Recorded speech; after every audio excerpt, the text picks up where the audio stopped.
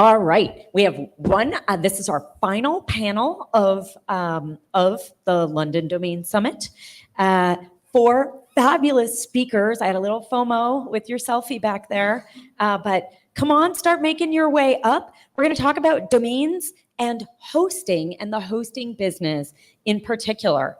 My esteemed colleague, Munir Badr of AE Server, Stefanus Hadi with DreamHost, come on up. Markus Fackler from InternetX. Oh, I like the intro. And who needs no introduction but Freddy himself. Freddy, how many years have you been in the industry? As long as I know you, I think close to 30 years. Well, yeah, that's why he's so successful. Okay. now everybody knows how old I am. So let's get started. I think the first question really is hosting still needed today with all the changes with site builders, shop softwares? There's so much going on. Do you see hosting as still needed? Let's talk to that a little bit. Any other changes you see on the customer side right now in particular? Who wants to kick it off? Yeah, I would say I kick it off. Yes, everybody who has domains needs a server, needs a cloud server, needs a dedicated server. He needs a solid basis for his business, yeah. And he needs a data center. He needs a tech department he can rely on, yeah. And this is our experience. Everybody with domains needs some servers.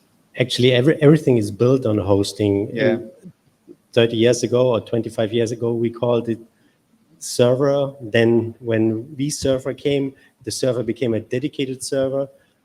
Later shared hosting, cloud servers. Doesn't matter how you call it, it's always hosting. Yeah. Well, first of all, thank you for inviting me here. Thanks to Helmut for organizing this great event. It's my third domain summit. Yes, every digital presence needs a home, and this home is web hosting. And as a web hosting company myself, I always have this question on the top of my mind. I mean, what's the future of the industry? When is the right time to innovate, to change? And of course, there's lots of innovation happening, lots of changes in the industry happening, but hosting is still a commodity, right? It is a commodity. It's bought and sold all across the world. And as you just said, it could be called cloud, dedicated, private cloud, whatever it is still hosting, and it's here to stay. Thank you for inviting me to this event. Definitely hosting still needed today, especially after pandemic. I can see our customer booming during the 2020 mid-years until today, still booming because a lot of business have moving from regular store to online store, and people need website to communicate with the customer easily 24/7. And I think there's still part of the infrastructure we still have to support in the future. Thank you. Very insightful. So what types of programs or practical strategies are hosting companies utilizing in today's environment, not just hosting companies, registrars as well, to implement and maintain customers? Let me start with that one because I was finished the second one. It's a very good question for this one. There's many ways of web hosting today, how they prosper, how to maintain the customer. And of course, they don't want to have a high churn. And there's a lot of way we want to make sure the customers stay with us. One of the thing at DreamHost I'm very proud of running at this moment is a customer always thank me, Steph, thank you for giving me extra domains, because I partner with a bunch of TLD at this moment. I want them to own several domains, and 85% of our customer only own one domain. And if I giving extra, of course they want it, right? You agree? And not only one, I give them several domains. So in the last 2 years now programs, I have been pushing a program to our current customer. If you have a hosting, I bundle you with another extra domains. If you currently have Stefanus.com, why don't you buy Stefanus.shop? Stefanus.store is also good for you. That's what we have been doing at DreamHost. All right. So from our end, and I think the keyword that you said is churn, and we all don't like churn. And how do you avoid churn in the hosting industry? Is that you need to be proactive. You need to be sure that you offer all the latest and top services that are available, and you have to make your services very sticky. There are lots of things and tricks happening right now in the market. I mean, you could see with providers, large providers like Hostinger coming up.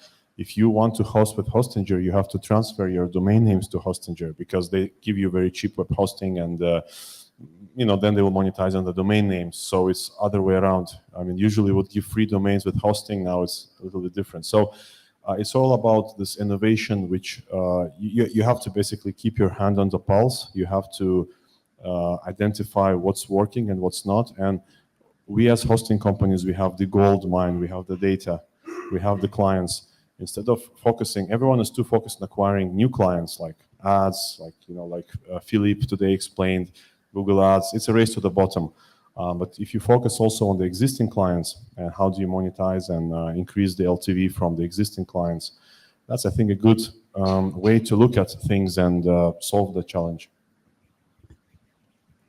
Well, what helped me in the past is always to understand the client needs and give them new products that the client need. I always wanted to grow with the client.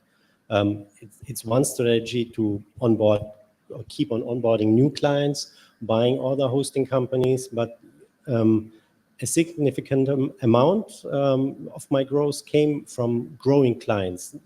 They started with simple hosting, upgraded to VPS, went then to a dedicated server or even a small infrastructure. So this was quite okay, but adding new products brings as well, of course, new problems. So you need different type of staff and knowledge. Yeah. And with InternetX, people want to have scalable solutions. They want to have more disks, they want to have more RAM, they want to have more backup, and they get everything. They want to have a DDoS mitigation solution. Yeah, and we deliver everything. We have a good team providing the migration services and so on. Yeah, and this, well, if you work with the customers, if you have proper hardware, yeah, then everything is good. Yeah, and 24/7 support, of course. Yeah. I hear from each one of you a lot of attention to your clients and understanding what you offer them, the focus on why, and I love your collaborative viewpoint of I grow with them.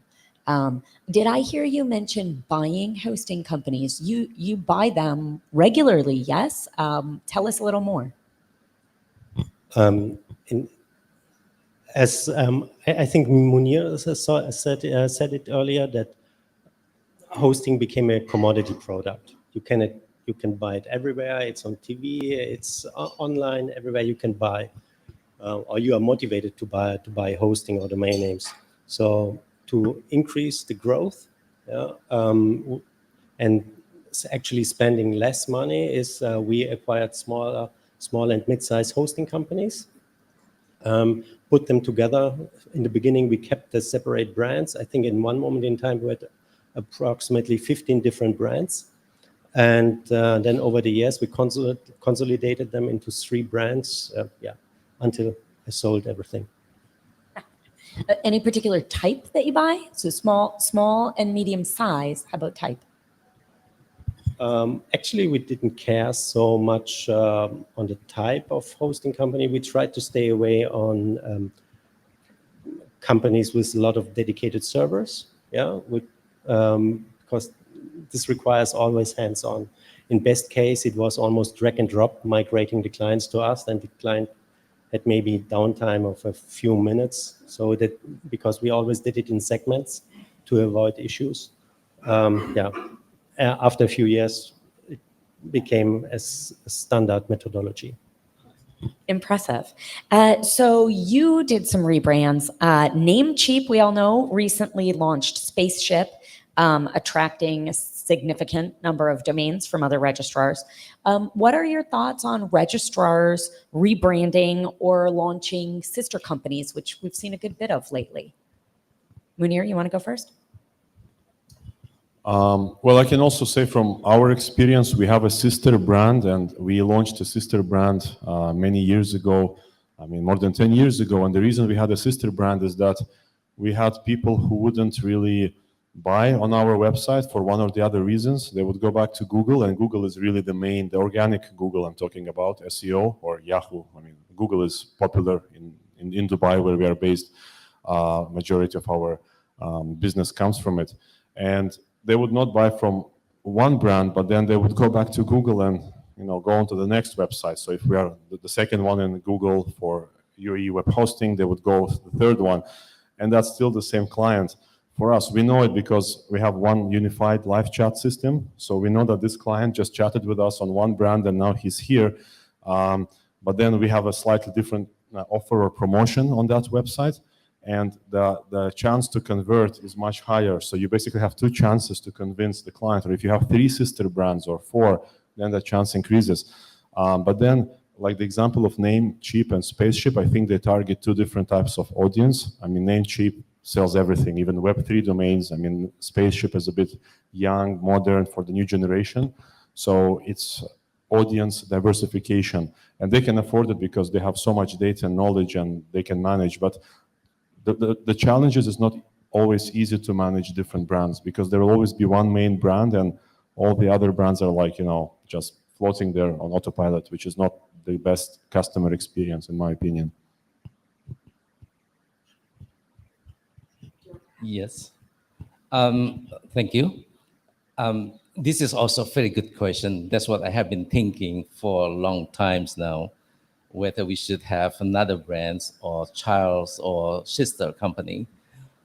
The recent Namecheap have another company. Of course, they used to call Namecheap, but no longer cheap in that place. If you have a .com, it's $16 for renewal, and Spaceship was $9 renewal. So it's good for them to have a branding, not have a word cheap, because you cannot maintain the cheap word. And Spaceship is a very good name, and they have a lot of strategy behind it.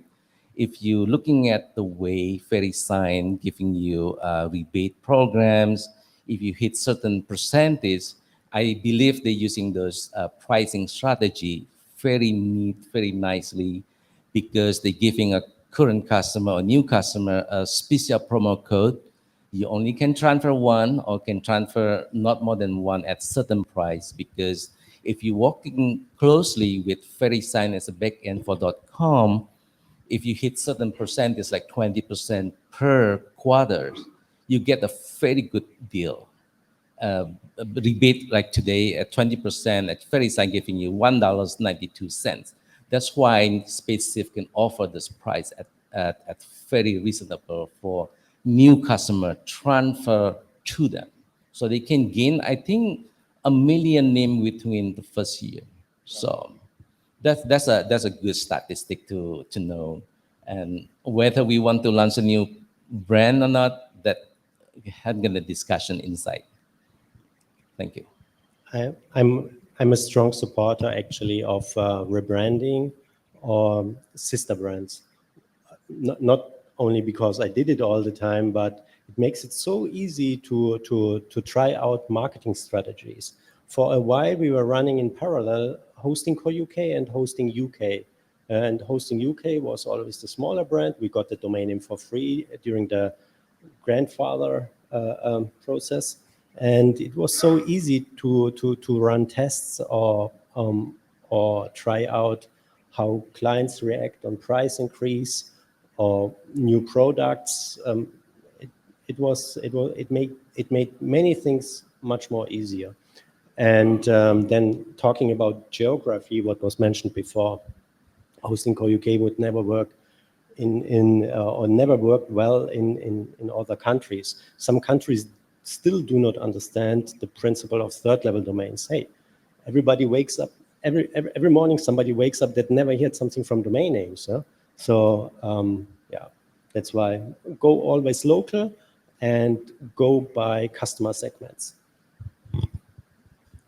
Okay, and now back to InternetX. Everybody, I think, knows InternetX. Yeah, we don't need any more brands because we have the B2B label, that's InternetX, and B2C is done by other companies within our big community there.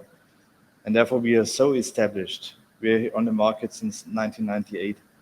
Well, I can only say, yeah, we are the brand.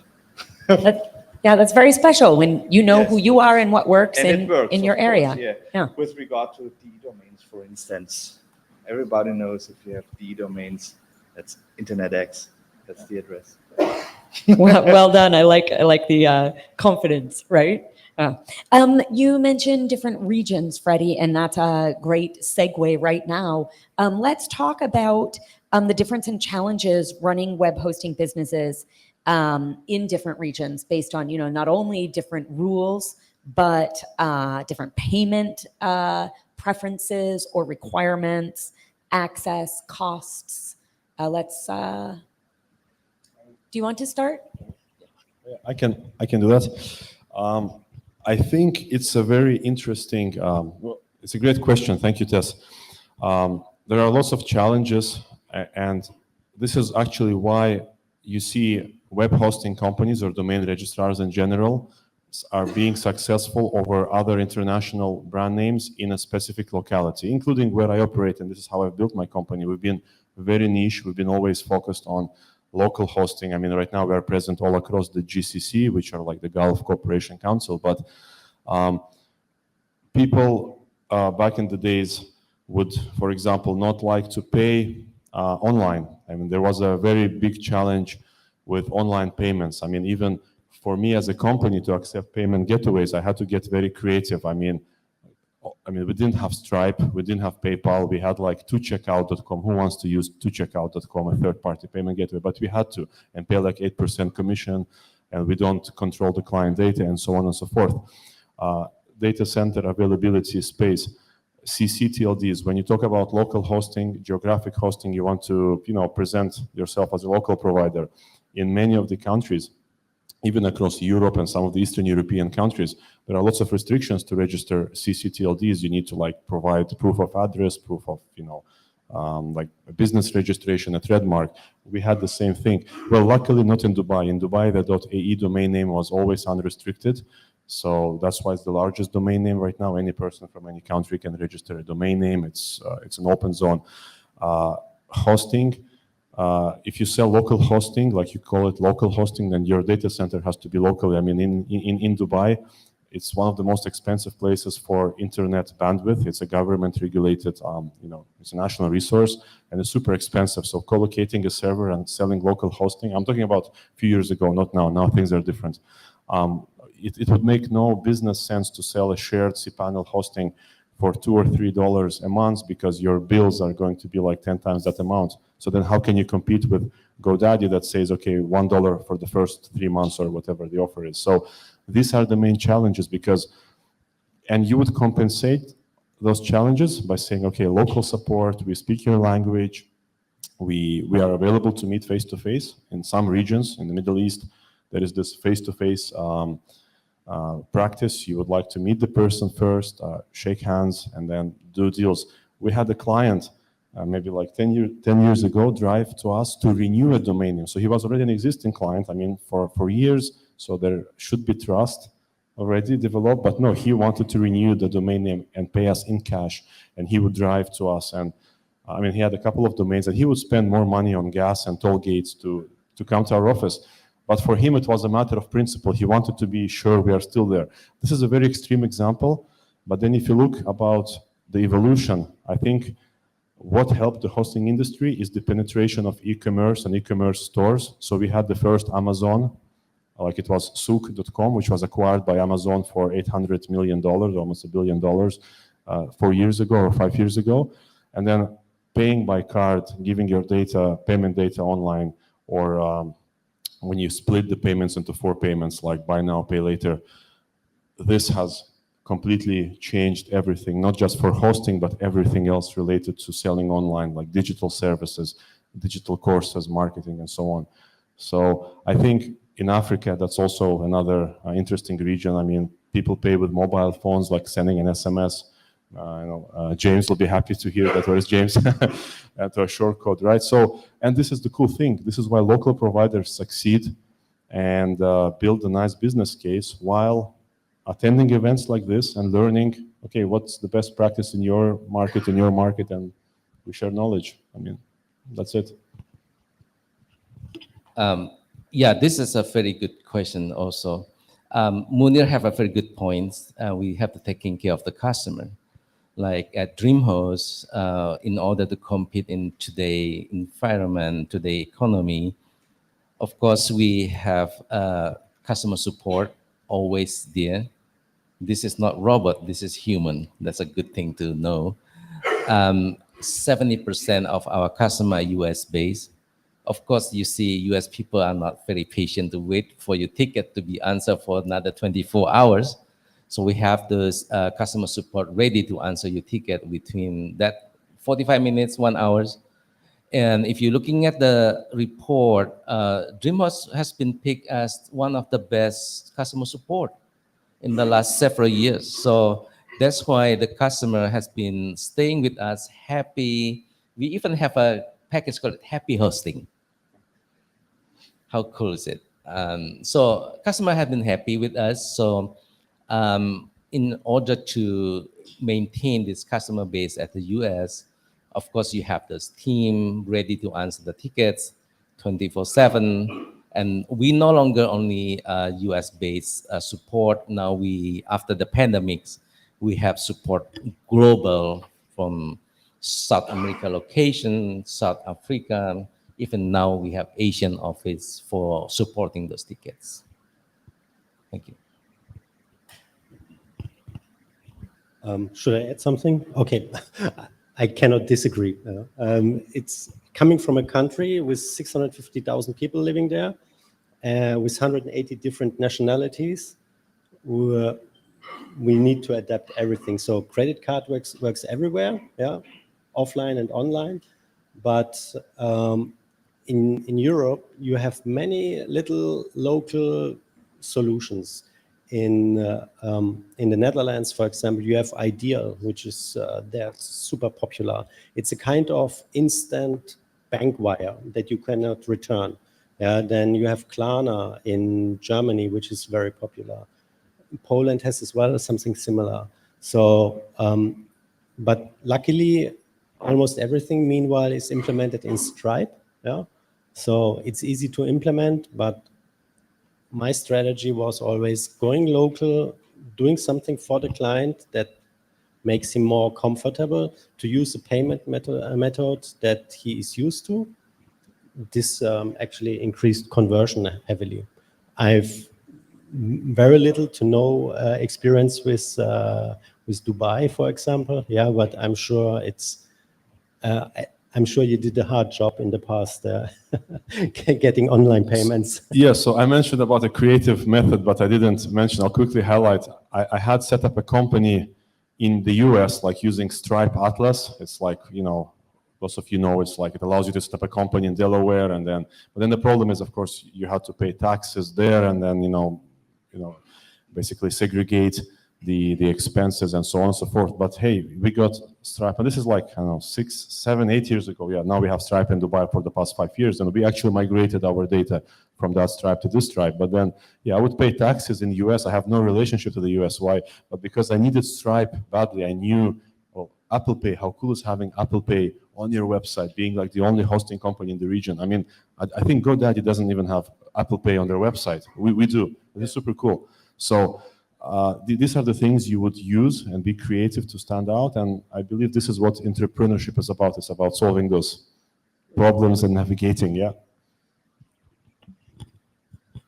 Clever, and I think you're always looking ahead, Munir. I admire that about you. Markus, did you want to add? We had so many great points now from all the different speakers. I can only say you have to go with the customer. You have to see how people want to pay, and then you have to react. Yeah, and this is the point. Yeah. 24/7, yeah, always customer oriented. And seeing what's coming, Yeah, of seeing course. what's changing. Yeah, it's a busy job that you all have to keep your eyes and ears out. Let's talk about exiting in general. As you know, some of you have built your companies, bought companies. What's the motivation to exit, to sell hosting or registrar business? I mean, besides, I don't think Braden's in here, but I liked earlier, he was like, money. But besides money, what are the motivations to make that decision and go ahead with an exit? Thank you. Well, my decision last year to sell was kind of boring. It was more a shareholder decision, but what is maybe more interesting, what I saw over the years when I acquired other companies, very often it was because the business owner just wanted to retire, and the kids wanted to continue as sometimes a very super profitable business, which was easy to run. No, they wanted to do something else, being a cook or whatever, yeah. And which made me sometimes a little bit sad, because there were very, very little nice individual businesses, hosting companies run with a lot of blood and heart, yeah, but they all disappeared. I all assimilated them and gave it now up. Munir, is your son going to take over your business? So I can really relate to this. I mean, I've become, and my company has become very visible in the past few years, partially due to attending shows like this and meeting different people. And we do have buyers knocking on our doors from time to time, and it's interesting. I mean, I believe everything buys and sells for the right amount of money in general, not just hosting. And it's maybe a very personal decision. It's a strategic decision, what you want to do. As Freddy said, maybe you want to retire, spend more time with kids. But again, look, if you sell, you can always come back into the industry and do something else in the same field or no. I think it's very specific to, and in many companies nowadays, there are more than one owners, like more than one founders. And sometimes founders like have issues, and for them it's easier to exit and then start over again without the partner or with someone else. If it's a single, I mean, like I think DreamHost is like completely privately owned, and I was watching a couple of interviews online. There are lots of companies in the US, like huge companies, millions of domains under management, and they are owned by the same owner for the past 30 years. It's an amazing business. It's a recurring business. You just make money every year and you keep on adding. So why sell?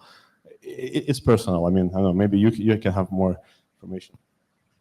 Thank you, Munir. That's a very good question, and you point a very good point to us. DreamHost is a employee-owned company, so that's we are a small part of that big chunk of money. But I don't own the company, but we have a founder. They have been there since 1997. So this year going to be celebrating 27 years. We haven't sold to anybody. We are one of the largest independent hosting company in the US today. And I don't believe we are currently in talk with anyone to sell it out, but I don't know. Maybe the Apple management may have clue. I don't know. But definitely we are happy running the business, and we have been maintain a very strong customer base. And we have currently 1.5 million websites, about 400,000 customers.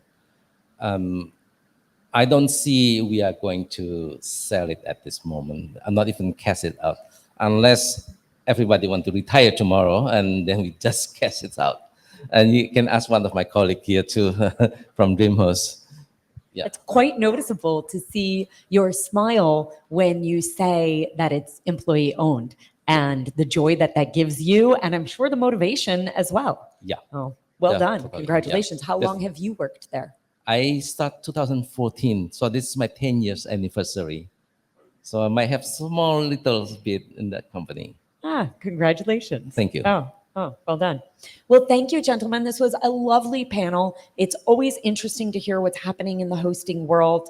We we in the domain world so appreciate how you grow and share our domains and just rise, I think, for everyone, how you truly are in a service industry. You make all of our worlds run, right? So thank you. Yeah, you're welcome. Thank you.